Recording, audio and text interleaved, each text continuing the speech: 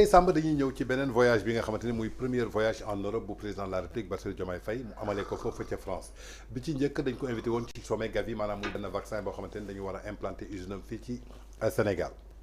Deuxième bi le président Macron invité ko en déjeuner mais li jaaxal sénégalais yi mooy le communiqué conjoint bi nga xamante ni ñoom ñaar def nañ ko lépp li ñu fa tënk maanaam mooy lan mooy renforcer le partenariat France Sénégal. Alors que du temps de l'opposition ki ñu ne woon tey mooy Diomaye mooy moom dafa taxaw ne il est temps que la France nous foute la paix mu teggi genoom ci suñu coude donc tous les entreprises françaises yi nga xamante ne ñoo fi nekk maanaam ñooy partenaire Sénégal ñoom ñoo ñu ndóolal ñoo jël suñu alal dem na sax ba jiiñ Macky Sall ci Covid bi moment bi nga xamante ne ñëpp a ngi tëju Macky Sall da doon signé ay décret rek di jaay suñu richesse tey contradiction bi am ci le président de la République ak premier ministre am ci ay kàddoom est-ce que c'est facile que ñoom ñaar ñu bokk benn yoon. xam nga tey Napoléon quand on dit renforcer ça veut dire que mooy ñu gën a dëgëral li fi nekkoon ñu dëgëral. waaw waxul ñu dakkal ko. waaw nga tey suñu tegoon ci premier ministre maanaam mooy on arrête tout. waaw mais kii nee na li fi Macky Sall bàyyi woon nañu xool ni ñu ko yokkee ba bu gën a solide. donc xam nga man Napoléon Bonaparte daa am lu mu doon wax newoon na le mensonge ne sert à rien car il ne trompe qu'une seule fois dans la vie. wax soo koy wax na nekk wax yu tegu. waaye saay boo nekkee di def politique di wax rek pour falu saay boo yéegee bañ tegal la say wax da nga bëgg a xaru c'est un serpent venimeux qui se mord de la queue qui est toujours dans une rotation loolu nag moo dal ñi nga xam ne moom moo fi nekk Diomaye wax dëgg neex yàlla li ma wax sànq rek xamaluma ko lu bëri mënuma ko waxal lu bëri mais ki nga xam ne mooy premier ministre am mu fal ko il a trop dit et moi je m'attendais à ce que même avant les 90 jours de politique de générale yi nga xam ne c'est hypothétique mën na ñàkk am que armée France ambassade France entreprise français yi lépp li nga xam ne ay convention ak France lépp ñu détruire ko taxañ ko sani France man loolu laa doon xaar. avec ce populiste invétéré de Guy Marius Sagna. qui passait tout son temps. avec France dégage Auchan dégage petit patati n'importe quoi. di ñu tympaniser et où est-ce qu'il est lui. qu'est-ce qu'il en dit par rapport aux déclarations du président Bassirou Diomaye Faye. maintenant c'est français. donc tey mooy wane ne ils ont ravalé des vomissures. et loolu nag.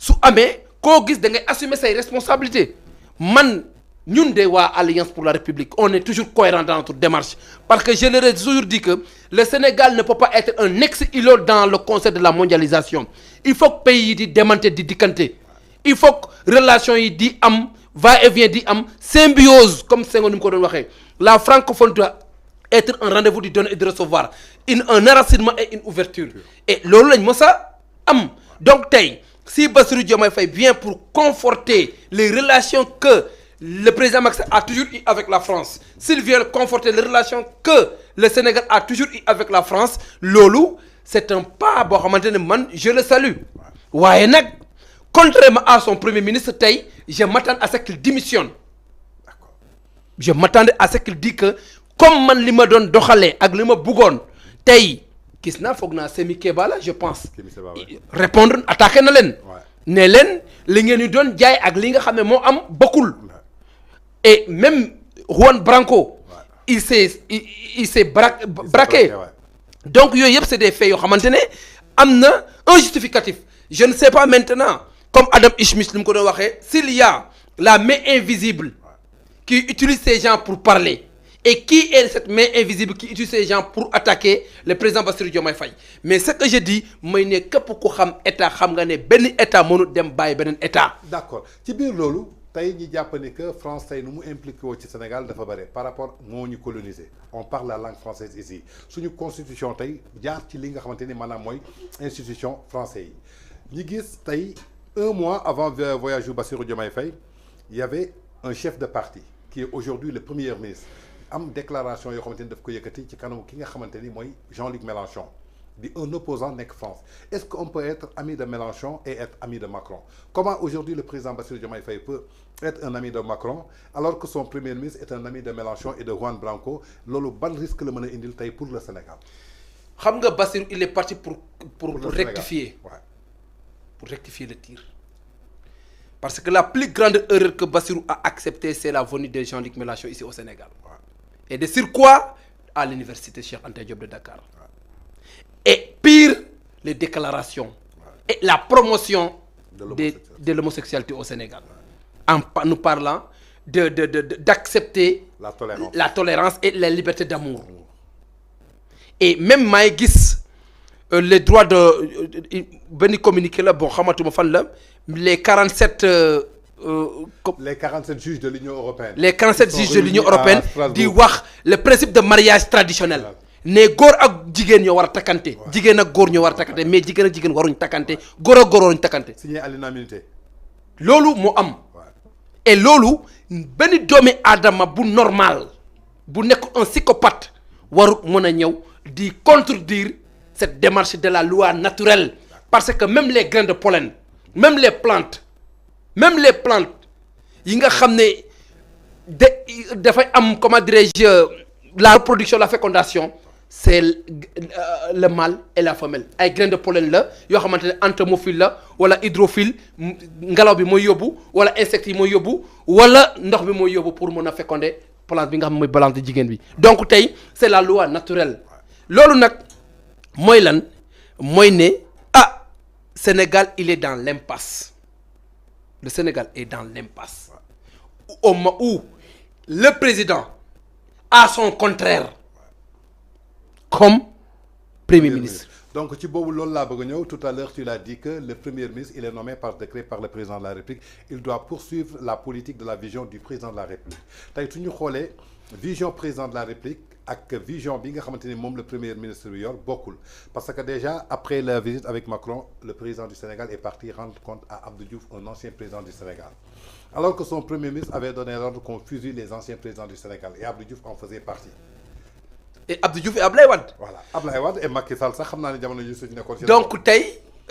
moo ko doon wax contraire boobu nga wax est-ce que tey jot na ñoom ñaar ñu mën a cheminer ensemble pour dans l'intérêt du Sénégal parce que vision yi bokkul. Quand le premier ministre doit définir la politique du vision du président de la République alors que la vision du président de la République c'est la continuité de Macky Sall alors que lui c'est tout à fait le contraire. Je le dis et je le répète. Ouais. Il y a naturellement un problème au sommet de l'État. Ouais.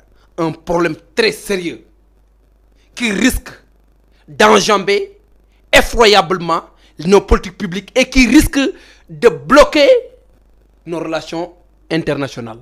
Et loolu Bassirou bon peut-être yàlla dina ko jàppale mais su suivre ki nga xam ne moom mooy kim fal Sénégal est au bord du gouffre te loolu nag dama yaakaar ne nit ki soo ko falee gaa waxuñ mu nekk marionnette mais nit ki soo ko falee le minimum mooy ne li nga xam ne noonu ngay doxalee nga koy doxalee ni nga xam ne ni noonu ngay demee mu di koy demee mais mënoo nekk un président de la République war a saytu la sécurité du Sénégal war a saytu suñu relation multilatérale war a uti ay financement war a uti ay projets yu ñu jàppale ngay ñëw keneen nekk fii di torturer di saaga. D'accord.